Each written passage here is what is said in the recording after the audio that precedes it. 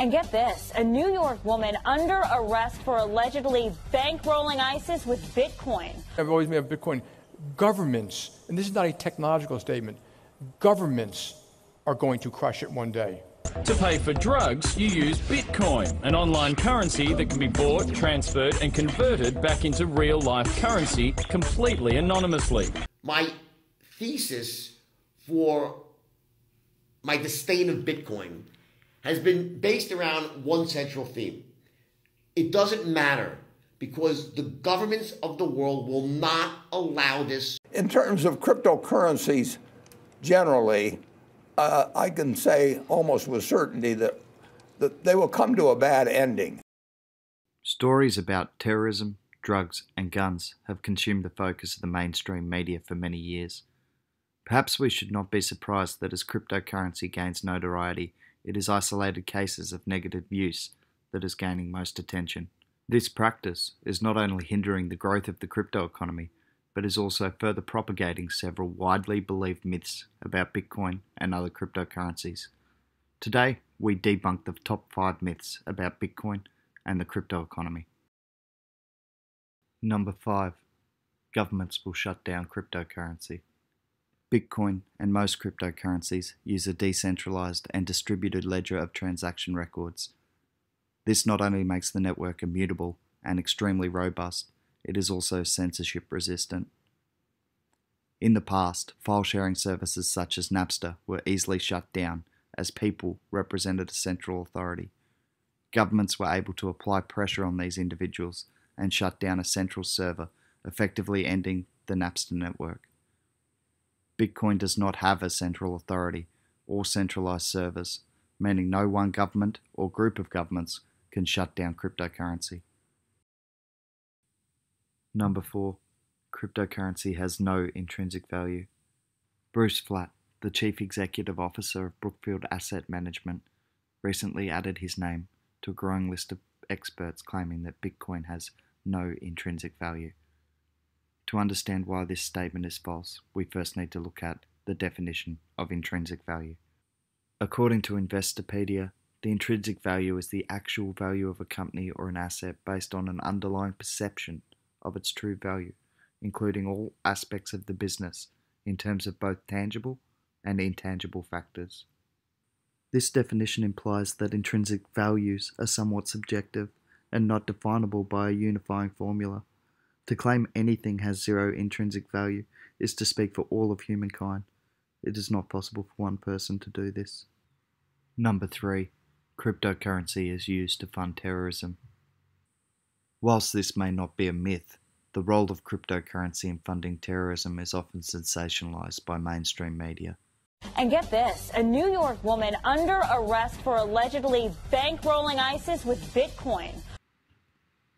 In 2016, Business Insider Australia released detailed information listing the 6 most lucrative activities for terrorist group ISIS. The list includes scamming banks, selling antiquities and artifacts, donations, note the pile of fiat currencies chosen for the image, ransoms, oil, and taxation. Shutting down banks or the obsolete oil industry, despite having technologically superior alternatives, is not an option according to the world's elite. And yet shutting down these industries would be far more effective in weakening terrorists from a financial point of view. Number 2. Cryptocurrency is used for money laundering.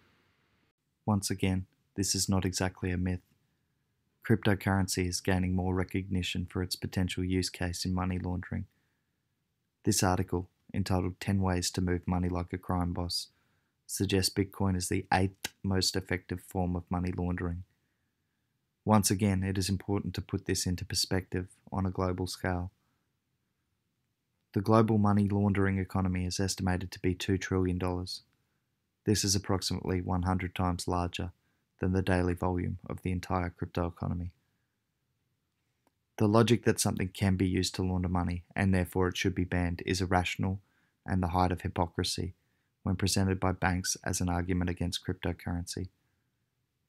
Only 5 months ago, the Sydney Morning Herald released an article alleging Australia's biggest banks are being used to launder an estimated $5 million per day in drug money.